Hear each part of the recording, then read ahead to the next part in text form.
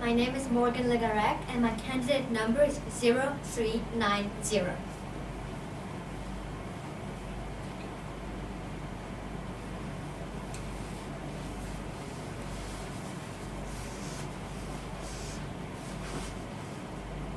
Good morning, Dr. Miranda, isn't it?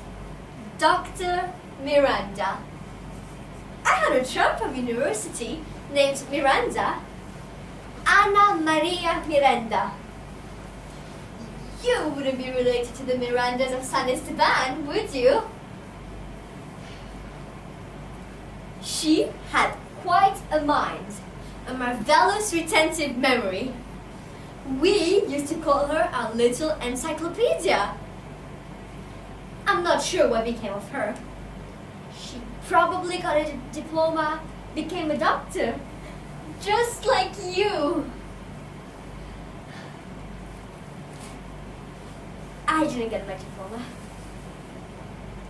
I didn't go too far with my studies. Let's see if you can guess why I didn't get my diploma. I'm pretty sure that it won't take the colossal effort of your imagination to guess why. Luckily, there was Gerardo. He was, well, I wouldn't exactly say he was waiting for me, but let's say that he still loved me, that I didn't have to go back to the university. Lucky for me, because I felt phobia wouldn't be the right word, but a certain apprehension about my studies. I wasn't so sure of my chosen profession. Life is never over till it's over, as they say. That's why I was wondering whether or not it might be a good idea for me to sign up again, to ask to be readmitted. I read the other day, since the military aren't in charge anymore, that the university is asking students that were kicked out to apply for readmittance. But here I am, chatting away while I'm supposed to make breakfast. A nice breakfast. Let's see, doctor. What do you like? Ham sandwiches. Ham sandwiches with mayonnaise. We don't have mayonnaise, but we do have ham. I'll get to know your other taste later. Gerardo also likes ham. Sorry about the mayonnaise. I hope you don't mind that this remains a monologue. You'll have your say, doctor. You can be sure of that. But I just don't want to remove this gag out of your face. At least not until Gerardo wakes up. I should be getting him up. Did I tell you that I phoned the garage from the payphone? They'll be here soon.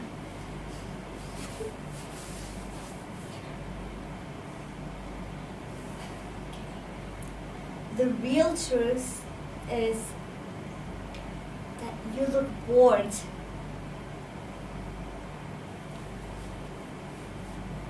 I took this out of the car. I took the liberty. Why don't we listen to some Schubert while I make breakfast?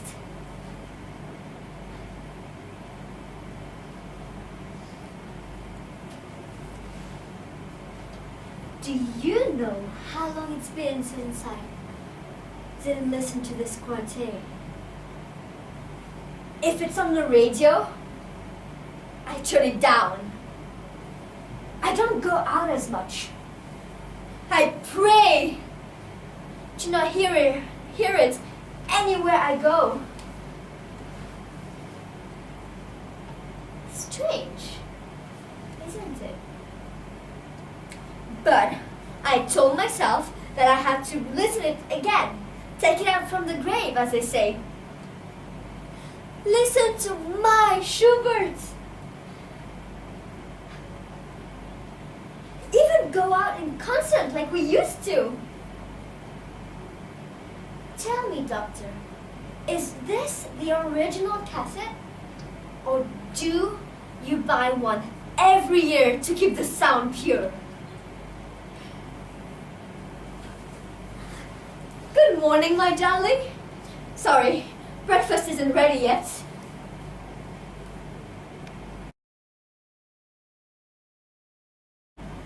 My name is Chantal Hubelan. My candidate number is 0417.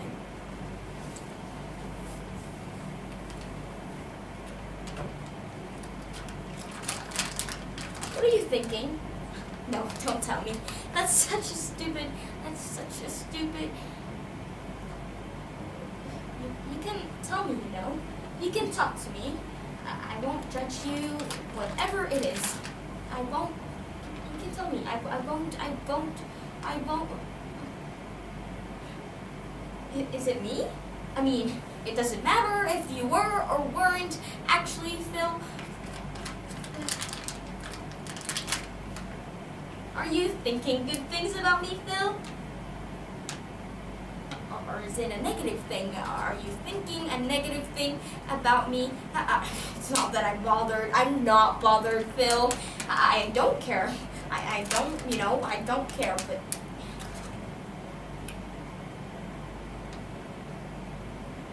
What?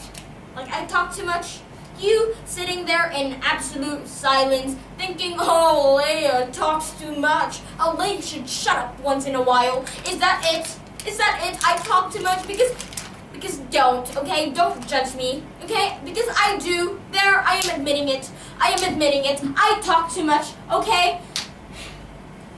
So shoot me, kill me, call the police, lock me out of here, rip my teeth out with a pair of pliers, rusty pliers if you will.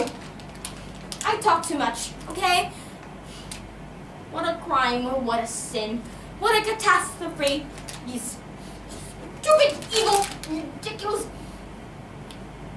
You're not perfect, okay? You're a bit, Do I disgust you? I do. I do. No, I don't. I do. It's okay. It's fine. It doesn't mean... Whatever, you know, it's not the collapse of me. It doesn't matter. You know, I could just walk out of here. I do have friends. There are friends. Okay, maybe there aren't friends, but I could if I wanted. Given the rights, given the perfect, you know, circumstances. You're not exactly Mr. Popular, so you haven't either. Okay, so don't. Because it is different. It's different. Don't say it isn't really, because it is. It is because it doesn't matter to you. You sitting there, you don't care.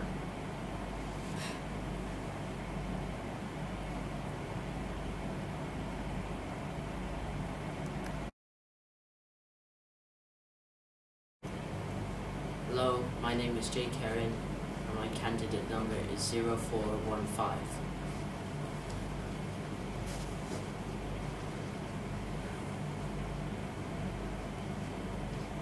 I can keep it from you no longer. Wild forebodings fill my mind and urge me to speak. You have shared my fortune and have the right to know. Polybus, king of Corinth, was my father, and Merope, a Dorian, was my mother. I was acclaimed greatest of all men of Corinth. Until one day, something strange happened. Something extraordinary, though not worth the distress it gave me then. At a feast, a man, reeling with drink, accused me in his drunkenness of being a bastard. I held back, but inside felt fury and confusion. The next day, I confronted my parents, my father and mother. Repeating the accusations, they flew into a rage at the drunken fool's lies. Their reaction gave me comfort, but still, it gnawed at me as the drunkard's rumour crept out and about. Concealing it from my parents, I went to the oracle at Delphi. The god gave me no answers to my questions, but did speak of other things. Dreaded and horrible things.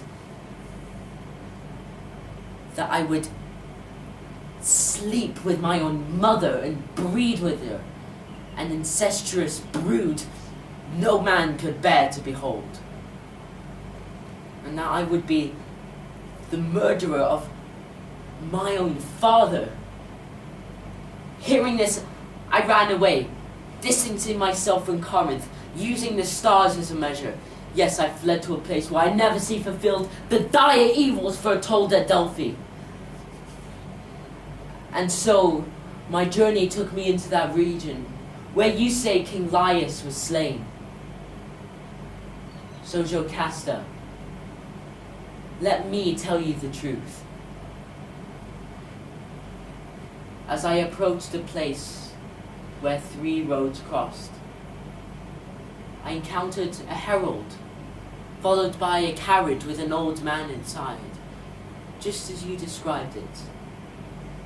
He who led the horses and the old man tried forcibly to push me off the road. In outrage, I struck the driver, but the old man saw this and waited for me to pass him, and then he struck me with his stick on my head. But swiftly, I paid him back, plus more. One quick blow from my staff sent him reeling from the carriage down to the ground, and I killed him, and I killed them all.